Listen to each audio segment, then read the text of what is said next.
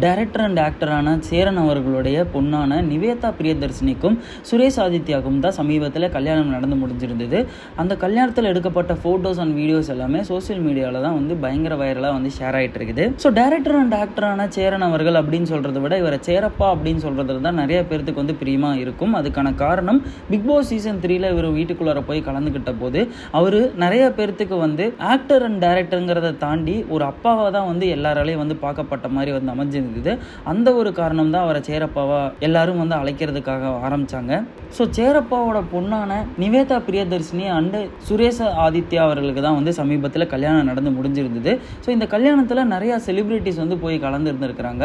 Including அவர் முதல்ல assistant டைரக்டராக யார்கிட்ட வந்து ஒர்க் பண்ணியிருந்தாரோ அவர் தான் வந்து இந்த கல்யாணத்தில் தாலியுமே வந்து எடுத்து கொடுத்துருந்துருக்கிறாரு. டைரக்டர் KS ரவிக்குமார் அவர்கள்கிட்ட தான் அவர் வந்து அசிஸ்டன்ட் டைரக்டராக வந்து ஒர்க்கும் வந்து பண்ணியிருந்தார்.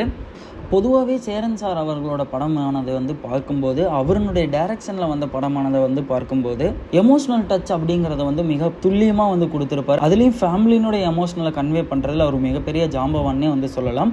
மதுரைக்கு சொந்தக்காரனான இவர் ஒரு குடும்பப்பாங்கான படம் எடுக்கிறதுல பேர் போனவர். ஸோ இவருடைய பொண்ணான நிவேதா அவர்களோட கல்யாணம் நடந்து முடிஞ்சது தான் இப்போ சோசியல் மீடியாவில் பயங்கர வைரலாக வந்து ஷேர் ஆகிட்டு இருக்குது. சமீபத்தில் நிறைய திரைப்பட கலைஞர்களுடைய பெண்களுக்கு வந்து கல்யாணம் ஆகிட்டு இருக்குது.